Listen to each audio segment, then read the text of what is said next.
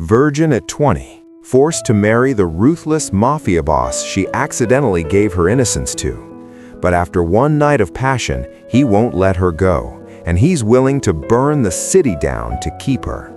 Susan J. Crane had exactly 4 minutes to scrub the scent of expensive cologne and danger off her skin before her father knocked on her bedroom door. She stood in the cramped, steam-filled bathroom of their crumbling suburban home, gripping the porcelain sink until her knuckles turned white, staring at a stranger in the mirror. The simple white sundress she'd worn for her one night of rebellion was crumpled on the floor, a pathetic pile of ruined innocence. Her hair, usually kept in a neat, studious ponytail, was a wild nest of tangles that felt like a permanent mark of what she'd done. She'd spent 3 years being the perfect daughter to save her father's reputation, but that one night had likely cost her the life she'd worked so hard to build. 3 minutes, she whispered to the steam. "Susan, sweetheart, are you ready?" Her father's voice drifted through the thin wooden door, trembling with a nervous energy she didn't recognize. "Our guest is here. He's very eager to meet you." "Just a second, Dad," Susan called back, her voice cracking as she forced a note of calm she didn't feel. She heard his heavy footsteps recede toward the living room. Pushing back the threadbare curtain of the bathroom window, she looked down at the driveway. A fleet of 3 obsidian-black SUVs sat idling, their engines humming like predatory beasts. Men in sharp black suits stood like sentinels around the perimeter, turning her quiet neighborhood into a war zone. It looked like a scene from a movie, a dark fairy tale where the girl doesn't get a prince, but a monster. 6 months ago, her father had started borrowing from the wrong people to keep their heads above water. Now the Crane family name wasn't just broke, it was owned. Susan took a shaky breath, smoothed her damp skin, and realized with a jolt of terror that the man waiting in her living room wasn't just a debt collector. He was the man whose bed she had just fled, the ruthless Sung Jae Kim.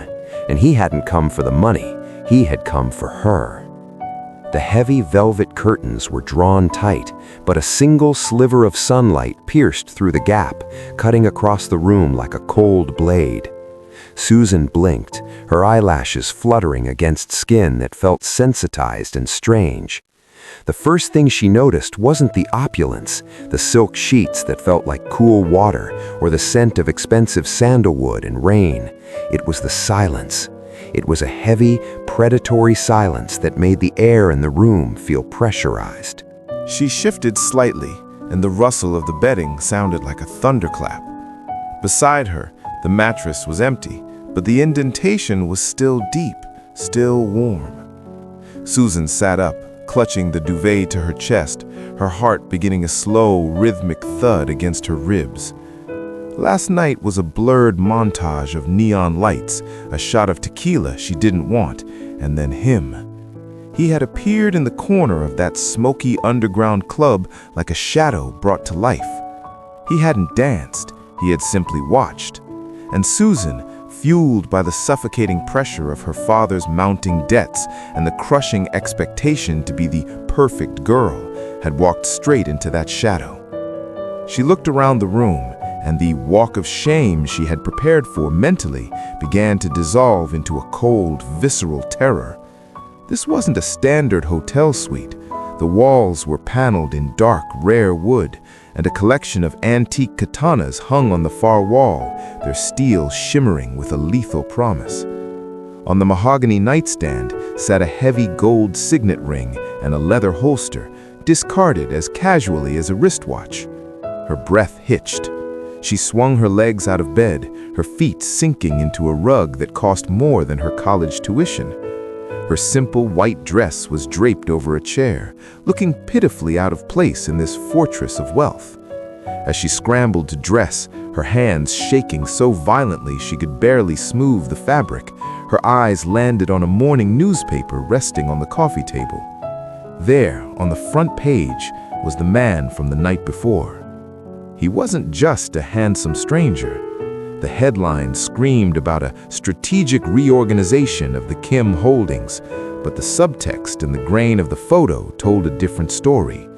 The man who had held her with such terrifying intensity, whose touch had felt like a brand, was Sung Jae Kim. Susan's knees nearly gave out.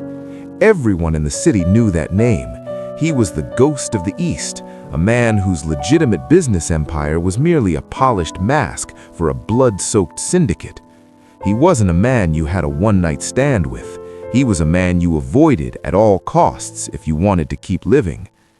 "I have to go," she whispered to the empty room, her voice a ghost of itself. "I have to leave right now." She didn't bother with her heels. She gripped them in one hand and bolted for the door.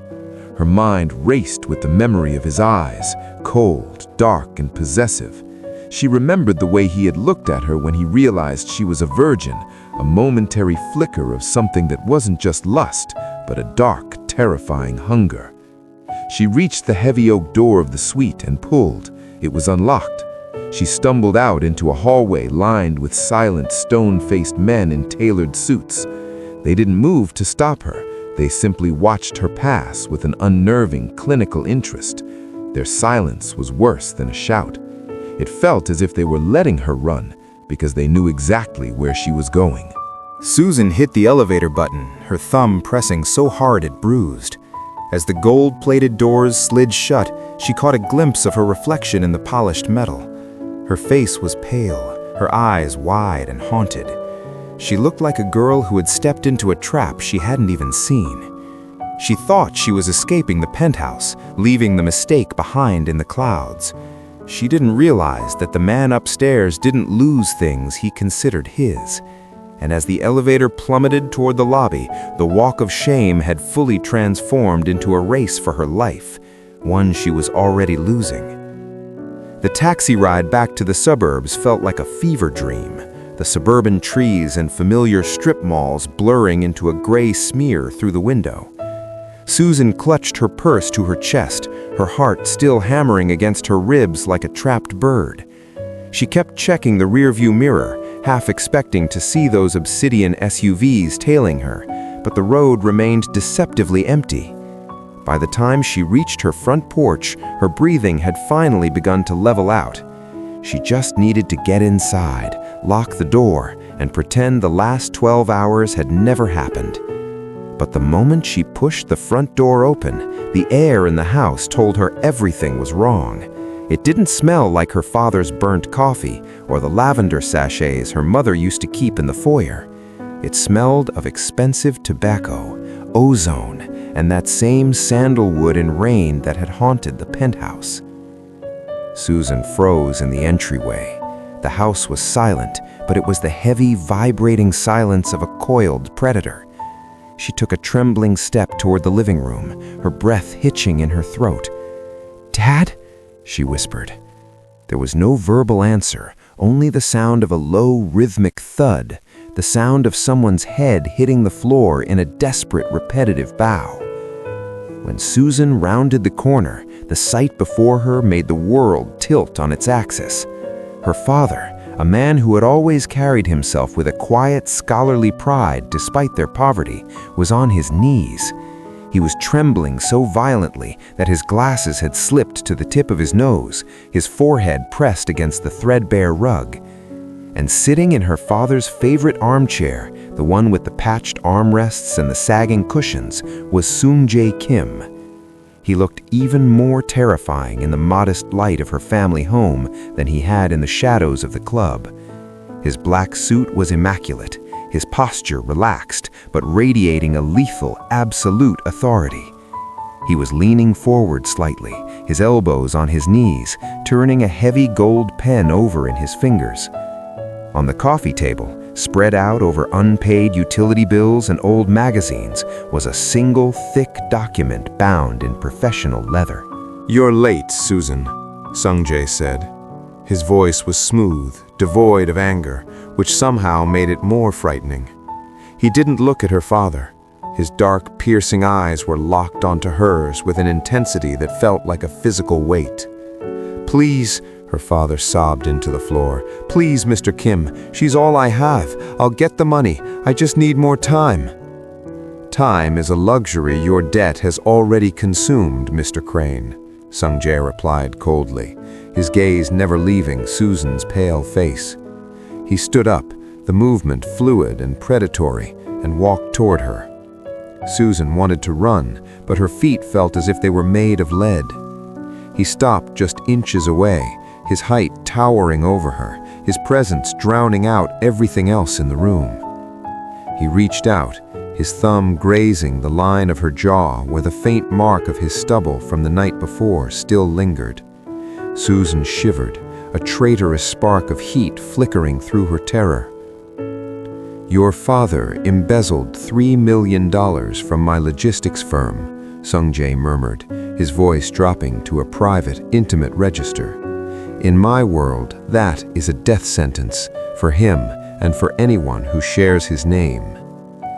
Susan looked at her father's broken form and then back at the man who held their lives in his hands.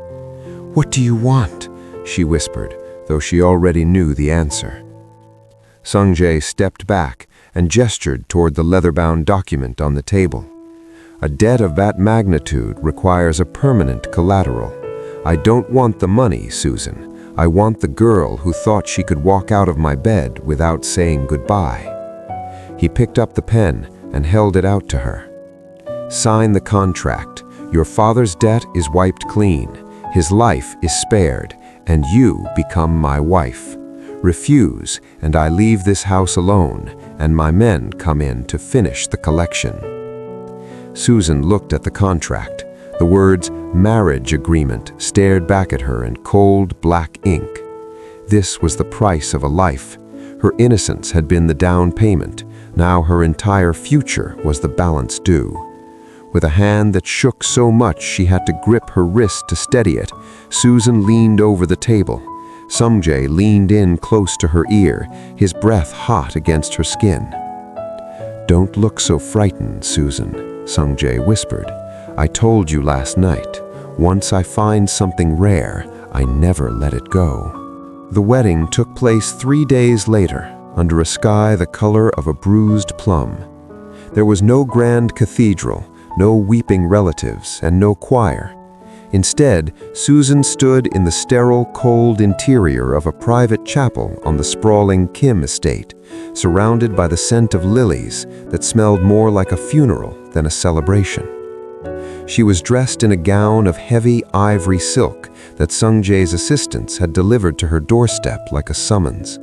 It was high-necked and long-sleeved, covering every inch of her skin, as if to signal that she was now under total seal. Her wedding veil was a delicate lace that felt like a spiderweb across her face, blurring the world into a series of white shadows. Sung-jae stood at the altar, a monolith of black against the white marble. He hadn't spoken to her a word since the day in her living room, but his presence in the room was like a low-frequency hum that made her teeth ache. As she walked down the short aisle, her heels clicking rhythmically against the stone, she felt less like a bride and more like a condemned prisoner walking to the block. The ceremony was performed by a man with a voice as dry as parchment, reading the legal requirements of the union with a clinical detachment. When it came time for the vows, Sung-jae didn't look at the officiant. He reached out and took Susan's hand. His grip wasn't gentle, it was firm, his fingers wrapping around hers with a possessive strength that made it clear he would never let go. "I, Sung-jae Kim, take you as mine," he said, his voice deep and echoing in the hollow space. He didn't use the standard script, he spoke as if he were issuing a decree. Susan's voice was a mere whisper, a thin thread of sound that threatened to snap. "I, Susan Crane, take you." As he slid a ring onto her finger, a diamond so large and heavy it felt like a shackle, the weight of her new reality finally crashed down. The "I do" was the sound of a door locking behind her. The moment the paperwork was signed, Sung-jae dismissed the officiant and the handful of stone-faced witnesses with a sharp nod. The heavy doors of the chapel groaned shut, leaving them in a silence so thick it was hard to breathe. He stepped toward her, his hand reaching out to flip the veil back over her head. Susan flinched instinctively, her eyes wet with unshed tears. Sung-jae paused, his dark eyes tracking the movement, a flicker of something unreadable passing through them. He didn't pull away. Instead, he cupped her face, his thumb rubbing the hollow of her cheek. "Look at me, Susan," he commanded softly. She forced her gaze up to his. "You think this is a cage, and in many ways it is. From this moment on, you belong to me. Your name, your body, your very breath is my property. You go where I say, and you speak when I allow it." He leaned closer to her, his lips inches from hers, his scent of sandalwood and cold rain enveloping her. His hand moved from her cheek to the nape of her neck, his grip tightening just enough for her to gasp. "But understand this. My world is full of monsters who make your father's creditors look like saints. They will look at you and see a weakness. They will try to use you to get to me." His hand moved from her cheek to the nape of her neck, his grip tightening just enough for her to gasp. "I am the only monster you ever have to fear, Susan, because I am the only one who can keep you alive." He kissed her then, a hard, brief claim that tasted of iron and finality. When he pulled back, he didn't wait for her response. He simply took her hand and led her out of the chapel and into the darkness of the waiting car, the blood-stained veil of her old life left discarded on the cold stone floor. The first 7 days in the Kim estate felt less like a honeymoon and more like a psychological study in isolation. The mansion was a sprawling masterpiece of glass, steel, and shadow, perched on a cliffside that looked out over a churning gray sea. To the outside world, it was an architectural marvel. To Susan, it was a gilded cage where the bars were made of high-definition security cameras and silent men with earpieces who moved like ghosts through the corridors. Everything Susan could possibly need was provided before she even had to ask. Silk robes appeared in her dressing room, her favorite tea was brewed and waiting on the terrace at sunrise, and the library was stocked with the very textbooks she had left behind at the university. But every gift felt like a brand, a reminder that Sung-jae knew her preferences better than she knew his last name. He remained a phantom during the daylight hours, leaving her to wander the vast, echoing halls alone, her footsteps the only sound in a house that felt like it was holding its breath. By the 5th night, the silence became a physical weight. Susan stood by the floor-to-ceiling windows of the master suite, watching the rain lash against the glass. The fragile girl she had been a week ago was starting to fray, replaced by a desperate, frantic need to see the world beyond the iron gates. She knew the perimeter was guarded, but she also knew that the staff rotated at midnight. Driven by a sudden, reckless surge of adrenaline, Susan slipped out of the suite. She moved through the darkened gallery, her heart hammering a frantic rhythm against her ribs. She didn't have a plan, only a visceral need to feel the cold air of the outside world without a shadow behind her. She reached the back service entrance, her hand trembling as she gripped the heavy steel handle.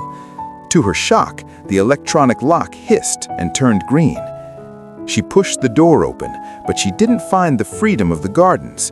Instead, she stepped onto a hidden concrete mezzanine overlooking a sunken loading bay she hadn't known existed. The air down there was thick with the smell of exhaust and copper.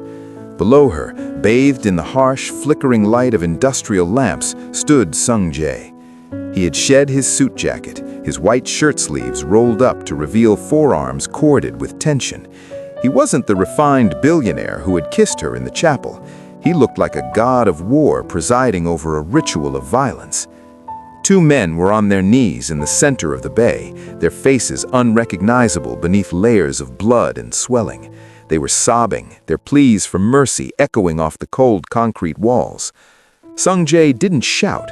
He didn't even look angry. He stood over them with a terrifying clinical calm, listening to their stuttered confessions about a shipment that had gone missing. "I gave you my trust," Sung Jae said, his voice a low, lethal vibration that seemed to rattle the very floorboards Susan stood on. "In my world, that is more valuable than the gold you stole. You didn't just take my property, you threatened my stability." One of the men reached out a bloodied hand, gasping a name Susan didn't recognize. Without breaking his gaze, Sung Jae signaled to one of the guards. The sound of a suppressed gunshot hissed through the air, followed by the heavy thud of a body hitting the floor. Susan let out a sharp, involuntary gasp, her hand flying to her mouth. In an instant, Sung Jae's head snapped up, his eyes, dark and predatory, locked onto hers through the mezzanine railing. There was no surprise in his expression, only a grim, hardening shadow. Susan backed away, her legs turning to water, the brutal reality of her situation finally crashing down. The man who claimed to be her only protection was the very monster who defined the world's cruelty. She turned and ran back into the darkness of the house, the sound of the second gunshot echoing in her mind like the final closing of a tomb. She had wanted to see what was outside the cage, but she had only succeeded in realizing that the man who owned her was far more dangerous than the bars that held her. The following morning, the estate felt different, sharper, as if the brutality Susan had witnessed in the loading bay had stripped away the last of the mansion's polished pretense. Sung Jae had not returned to their wing after the executions, leaving Susan to toss in the vast, cold bed, the sound of the suppressed gunshots looping in her mind like a broken record. Restless and fueled by a jittery, fearful energy, Susan found herself in Sung Jae's private study. It was a room she had been implicitly forbidden from entering, a sanctuary of mahogany and heavy scent of old paper. She told herself she was looking for a way out, a deed to the house, or perhaps proof of her father's death that she could use as leverage. But as she moved behind his massive desk, her hip brushed a decorative carving on the side of the bookshelf, and a soft electronic click echoed in the silence. A section of the wall receded an inch. With a heart that felt like it was trying to leap from her chest, Susan pushed it open. The room behind the bookshelf wasn't a torture chamber or a vault for gold. It was a surveillance hub, cooled to a chilling temperature by humming servers. One entire wall was covered in high-definition monitors, and as Susan stepped inside, the breath left her lungs. She wasn't looking at live feeds of the estate. She was looking at her own life. There were photos pinned to a corkboard, dozens of them. Susan at the university library 3 months ago, tucked into her favorite corner cubicle. Susan at the grocery store, laughing at something on her phone. Susan walking home in the rain, the very white sundress she'd worn on that fateful night clinging to her skin. She felt a wave of nausea roll over her as she realized the depth of the deception. The one-night stand at the underground club hadn't been a moment of rebellious luck.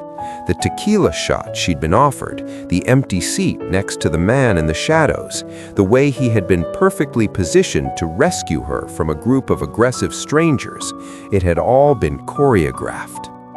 She approached the desk in the center of the room and found a leather-bound ledger. Inside, in Sung Jae's elegant, precise handwriting, were notes on her schedule, her favorite flowers, and the exact date her father's debt had reached the critical threshold necessary for a takeover. "You've been busy." The voice was like a velvet shroud. Susan spun around, her back hitting the cold monitors. Sung Jae stood in the doorway of the hidden room, his silhouette blocking the only exit. He wasn't wearing his suit jacket, and his white shirt was unbuttoned at the collar, looking weary but undeniably dominant. "You followed me," Susan whispered, her voice trembling with a mixture of betrayal and horror. "That night, the club, it wasn't an accident. You planned all of it. You waited until I was at my weakest, and then you moved in." Sung Jae stepped into the room, the blue light of the monitors reflecting in his dark, unblinking eyes. He didn't offer an apology. He didn't even look ashamed. "I don't believe in accidents, Susan." he said, his voice dropping to that terrifyingly calm register. "I saw you months ago. You were a spark of light in a world that is nothing but gray. I wanted that light, but a girl like you would never have looked at a man like me if I had asked for a dance in the daylight." He stopped just inches from her, his presence filling the small, chilled space. He reached out, his fingers tracing the edge of one of the photos on the board, a candid shot of her smiling. "Your father's debt gave me the legal right to own you," he murmured, turning his gaze back to her. "But that night gave me the memory of how you feel when you're willing. I didn't just want a wife, Susan. I wanted you. And in my world, we don't wait for what we want. We take it." Susan looked at the monitors, at the months of her life captured like a specimen under glass, and realized that her forced marriage was even more permanent than she'd feared. She wasn't just a repayment for a debt. She was the centerpiece of a long-term obsession. "You're a monster," she breathed. "I'm a man who keeps what belongs to him," he corrected, his hand moving to the back of her neck, pulling her gently but firmly toward him. "And now that you know the truth, you can stop pretending there's a world to go back to. There is only this. There is only us." The gala was a sea of shimmering silk and whispered conspiracies, held in a ballroom that felt more like a gilded arena than a place of celebration. Susan felt the weight of the Kim diamonds around her neck, each stone cold against her skin, marking her as the prize of the man standing at her side. Seung-jae looked effortless in a charcoal tuxedo, his hand resting firmly on the small of her back, a gesture that told every powerful family in the room that she was off limits. But Susan couldn't stop looking at his hands. She saw the same fingers that had turned a gold pen over a marriage contract, the same fingers that had signaled a death in the loading bay. Every smile he offered the dignitaries felt like a threat, and every glance he cast her way felt like a claim. She was the wife of a ghost, a woman living in a museum of her own life, and the champagne in her glass tasted like ash. "Stay close," Seung-jae murmured, his breath ghosting over her ear. "I'm not a child, Seung-jae," she replied, her voice low and brittle. "No," he said, his eyes darkening as they swept over her. "You are much more dangerous than that." The violence happened in the heartbeat between the orchestra's notes, a waiter moving with a grace that was too focused, too deliberate, veered away from the service line. Susan only saw a flash of silver, a blade hidden beneath a linen napkin. She didn't have time to scream. Before she could even register the threat, Seung-jae's arm was around her, his body moving with a predatory speed that defied logic. He didn't push her away, he pulled her into him, shielding her throat and chest with his own frame. There was a sickening, wet sound, the slide of steel through expensive wool and into flesh. A tray crashed to the floor, the music died in a discordant screech of violins. Seung-jae didn't groan, he didn't stumble. He caught the assassin's wrist with his free hand, and the sound of bones snapped echoed through the sudden silence. With a brutal efficiency, Seung-jae drove his elbow into the man's temple, sending him to the floor in a heap before the security detail could even draw their weapons. "Seung-jae!" Susan gasped, her hands flying to his chest. Her fingers came away warm and stained a terrifying, brilliant crimson. "I'm fine," he hissed through clenched teeth, though his face had gone a ghostly shade of pale. He leaned heavily against a marble pillar, his hand pressing against his side, where the blood was already beginning to soak through his shirt, turning the charcoal fabric black. The chaos of the room, the shouting guards, the fleeing guests faded into a blur. Susan looked at her hands, covered in the blood of the man she had called a monster, and realized he had taken a blade meant for her heart. They were whisked away in a frantic rush of black cars, the city lights flickering past like a dying film. Back at the estate, the medical team was already waiting, but Sung-jae refused the sedative until he was in their private wing. Susan watched as they cut away the ruined tuxedo, revealing a jagged, deep wound in his side. For the first time, the myth of the invincible mafia boss vanished. Beneath the blood and the power, there was just a man, scarred, sweating, and vulnerable. As the doctor finished the stitches and stepped away, Sung-jae reached out, his grip weak but insistent, catching Susan's hand. "You're shaking," he whispered, his voice raspy from the pain. "You almost died," Susan said, her voice trembling as she looked at him, not as a captive looking at her captor, but as a woman seeing a man who had nearly sacrificed himself for her. "I told you," he said, his eyes locking onto hers with a fierce, burning intensity. "I am your only protection. I will burn this entire city to the ground before I let anyone hurt what is mine." In that moment, the line between her fear and her gratitude blurred into something far more complicated. She hated the monster, but for the first time, she felt a terrifying pull toward the man who had bled to keep her safe.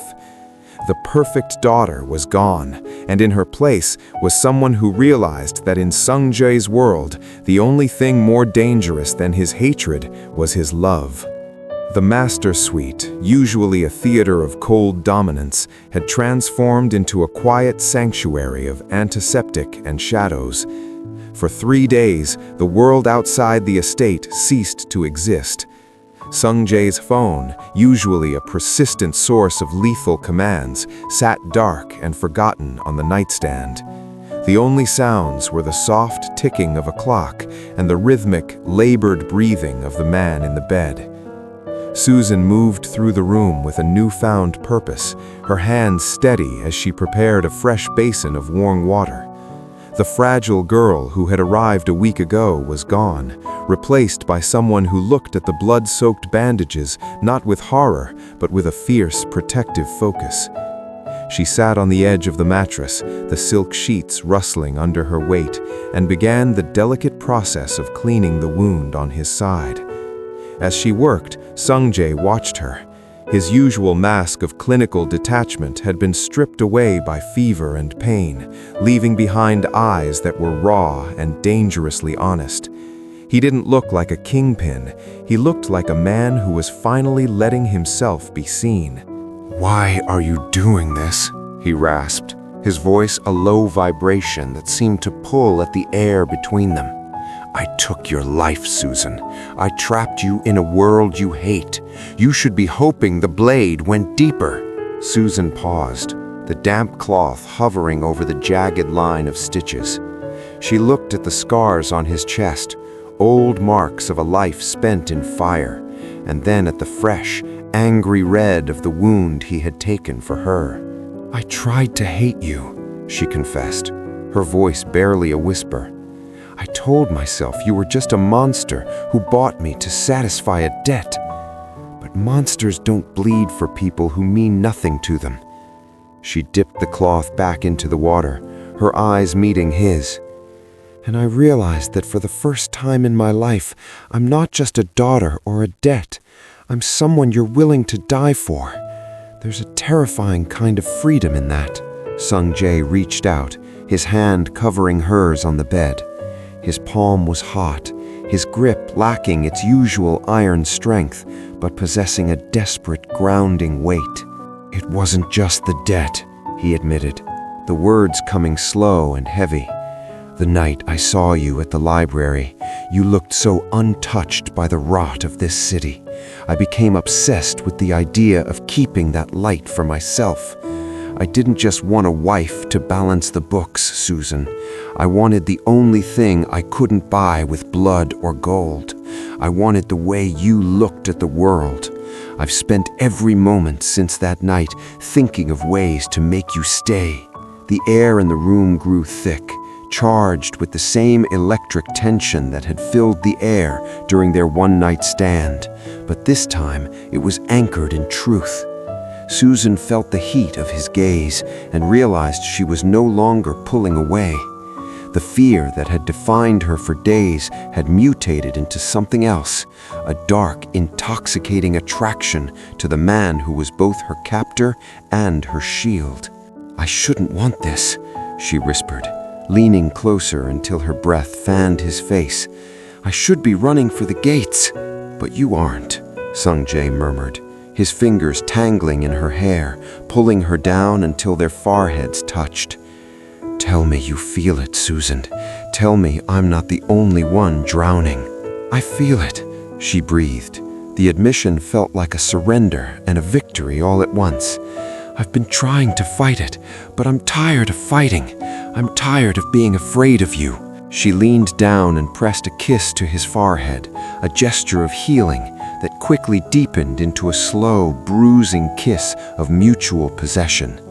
In the quiet of the room, the power dynamic didn't just shift, it shattered.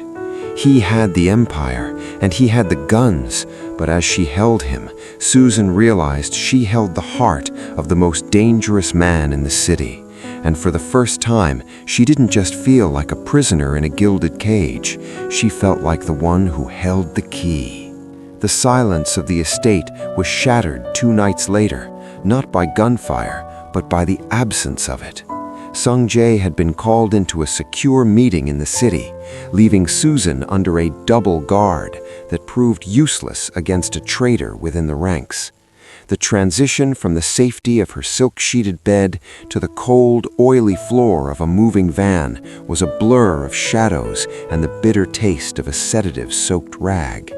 When Susan finally came to, she wasn't in a fortress.